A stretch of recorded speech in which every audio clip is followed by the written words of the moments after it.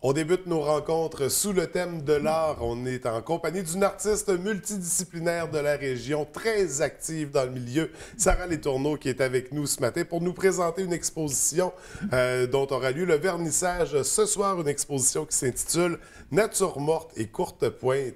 Sarah, bienvenue à l'émission. Ça va bien ce matin? Oui, très bien. Fébrile. Oui, bien écoute, parce que c'est ce soir, le grand soir, que tu vas révéler ces œuvres-là. Avant d'en parler, Sarah, on le sait que tu es très active sur la scène régionale. Tu touches à beaucoup de sphères artistiques. Là, on parle d'art visuel, mais présentement, on peut te voir dans la pièce Moule Robert ou l'éducation comique. Oui. Donc, théâtre, on sait que tu es en musique aussi. Oui. Tu es une touche à tout. Alors, on en avait déjà parlé par le passé, mais rappelle-moi un peu, qu'est-ce qui t'anime dans tout ça? Qu'est-ce qui te pousse à sortir de ta zone de confort? Oui, bien, ça dépend des invitations et des projets. Ça dépend de ce que j'ai envie de faire, de ce qu'on me propose. Comme là, ça fait quelques années que je fais un peu de théâtre, mais je fais pas juste ça aussi. Là. Je suis comédienne dans la pièce. Sinon, j'ai mon projet de musique, plus chansons, électro-folk, stellaire, qu'on continue aussi. Puis j'ai mon travail en art visuel en duo avec Magali Barbeau-Marchand, que là, on expose ce soir. Mais oui. ça dépend des projets, ça dépend de ce qui m'allume, des opportunités aussi qui s'offrent à moi. Mais j'aime ça, faire plein de choses différentes. Oui, puis c'est vraiment le cas parce que c'est vraiment des choses... Bon, on le dit, c'est artiste multidisciplinaire, hein, puis tu le représentes très bien, cet aspect-là. Donc, ce soir, c'est ça. Dès ce soir, les gens pourront découvrir l'exposition Nature morte et courte pointe. C'est du côté de la galerie La Corniche. Nature morte et courte pointe. Parle-moi de ton concept. C'est quoi exactement? Bien, en fait, c'est le travail qu'on fait en duo avec Magali Barbeau-Marchand et moi. C'est vraiment une démarche qu'on fait à deux. C'est vraiment, chaque œuvre sont faites avec 2 cerveaux puis 4 mains. OK. C'est pas comme des œuvres de Magali puis des œuvres de Sarah. Là, c'est vraiment nos œuvres qu'on fait ensemble. Puis notre travail a commencé avec, à la baie, en fait, on se promenait. Il y a une amie de Magali qui a parlé qu'il y avait des fleurs artificielles qui avaient été jetées derrière le cimetière à la baie. OK. C'est les fleurs que les gens déposent sur les tombes, puis après, ils s'envolent au vent, puis des fois, ils sont comme jetés ou en tout cas, ils partent au vent. Puis là, on a dit, wow, quelle matière chargée de sens, c'est vraiment symbolique. Fait qu'on est allé ramasser, on est allé dans la forêt qui bordait le cimetière Saint-Alexis.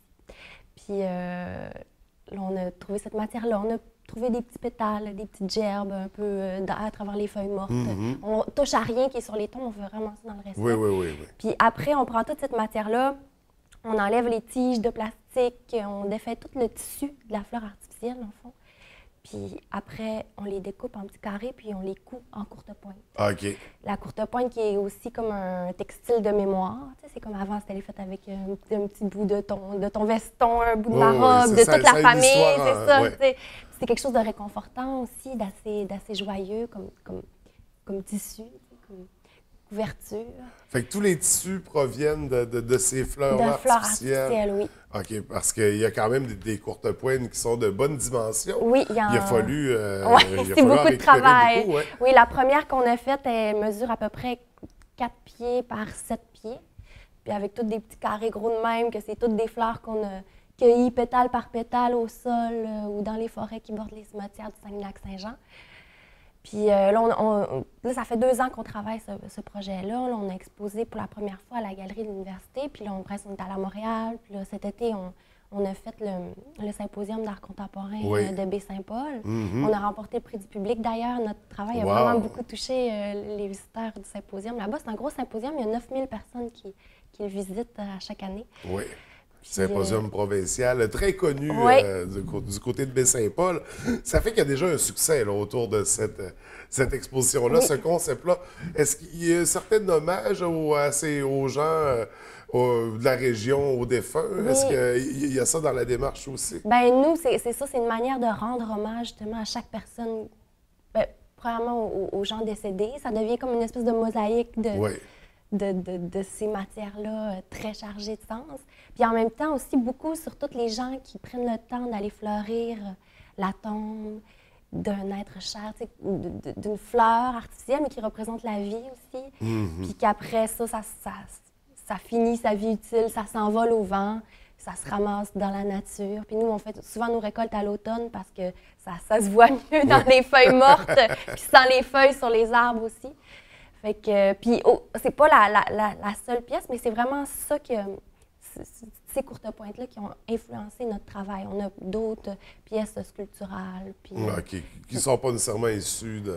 Oui, non, qui ne sont pas issues de la même matière, mais qui ont le même esprit, un peu, qui parlent un peu de la mort, mais d'une manière lumineuse quand même. Parce c'est ça qu'on fait finalement, puis c'est un peu émerveillement, un peu... Puis ce qui est le fun avec notre travail aussi, c'est que c'est compréhensible autant pour des gens qui ne sont pas familiers avec l'art contemporain, mais autant qu'on a probablement vendu une courte pointe aujourd'hui au conservateur du Musée des Beaux-Arts de Québec. C'est comme, on a plein de... Ça va bien, là! Oui, c'est bon. Ben, écoute, c'est déjà un indice. Du coup, c'est une exposition à voir, à découvrir. Vernissage dès ce soir, ça débute à 19h, si je me trompe pas. 17h. 17h, pardon. Donc, c'est en formule 5 à 7. Comment ça va se dérouler ce soir? Bien, il y a le vernissage, il y a nos œuvres qui sont comme dans la grande partie de la galerie. Oui. On a une vingtaine de courtes pointes puis plein d'autres sculptures, là, comme je disais. Puis sinon, il y a aussi les dessins de Maude Cournoyer, qui est une artiste de la région aussi, qui sont très intéressants. Puis il y a des œuvres aussi d'un artiste américain, Bill Miller, qui sont faites à partir de linoléum. Lui, il prend du plancher, là, du linoléum, puis il découpe tout dans des maisons en démolition, puis il fait des paysages avec cette matière. OK, donc... Fait qu'il y a comme quelque chose de récupéré aussi, qui parle aussi avec nos courtes pointes, puis notre manière de travailler la matière.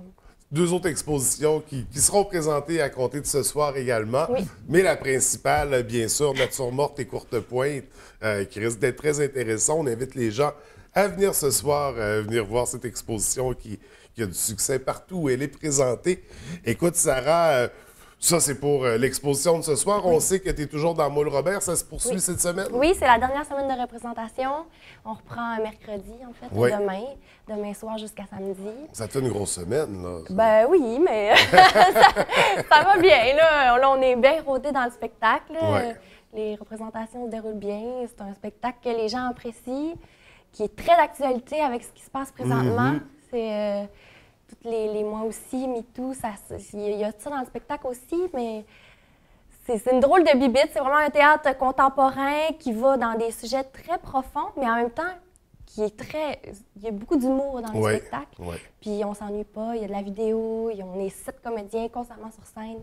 C'est le fun, on est une belle gang. Grosse distribution, une belle occasion, une belle pièce en fait à découvrir mercredi à samedi pour les représentations qui suivent. Et pour toi, qu'est-ce qui s'en vient, Sarah? C'est quoi les prochains projets? Les prochains projets, bien là, je vais retomber dans mon projet de musique, justement, Stellaire. Là, je m'étais fracturé le poignet cet été, fait qu'on a mis un peu le truc en veilleuse, parce que là, je peux pas jouer de guitare ni de piano, mais là, je commence à être mieux. Ça va mieux, oui. Puis là, on va sortir bientôt un vidéoclip avec des images qu'on avait tournées l'an passé à Montréal. Ça va sortir dans les prochaines semaines. Puis là, on devrait recommencer à pratiquer puis à faire des shows bientôt, là, suivant l'état de mon poignet.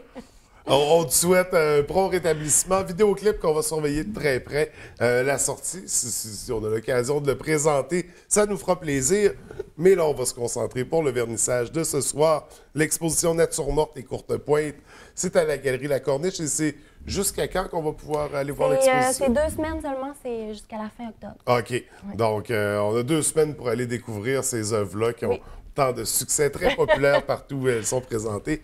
Sarah, écoute, merci beaucoup d'être venue ce matin. Merci à toi. On te souhaite beaucoup de succès pour l'exposition, pour la pièce, pour ce qui s'en vient avec Stellaire. On surveille le vidéoclip, mais écoute, merci d'être venu nous rencontrer, puis au plaisir de se revoir. Oui. Merci beaucoup.